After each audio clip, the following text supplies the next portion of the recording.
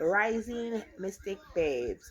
So we're gonna talk about ancestor veneration, and I'm talking about it because I know it's been a topic a lot on TikTok. A lot of everyone's been asking questions about it.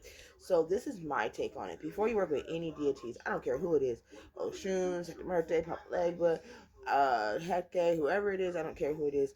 You should not be working with them until you make contact with your ancestors, until you talk to your ancestors, work with them, get a relationship with them. Then start moving on to deities once that relationship is built.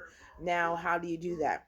You make a space for them and you give them coffee, you give them water, you light a candle, you knock 3 times, you call on them, you call on known and unknown, and you communicate with them daily.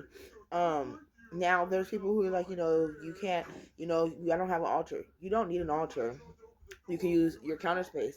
There's people who don't have enough space to make altars, so you can use your dresser if you have to. You have to do what feels right to you. Everyone cannot do what everyone else do. Okay, there's some people who pay variation to their ancestors by just going to their grave sites. There's people who I've seen make a wall for their ancestors. It's just really up to you. It does not mean that you're doing it wrong because you're not doing what everybody else is doing.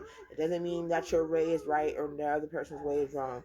You do what feels right to you, and what you can do. It does not have to be expensive. You can literally print out pictures and hang them on your wall. You can literally just put their name and birthdays on your wall, and that can be your space for them. You can use your countertop, and like I said, there's people who cannot do that. They have to pack their stuff up all the time because they live with someone, so they have to put it away. So you're not gonna be able to keep an ancestor altar up all the time, and people have to understand that. You can also do a rollaway altar where you can get one of the totes from Walmart, and it's the ones that you can roll and slide under your bed. It's completely up to you.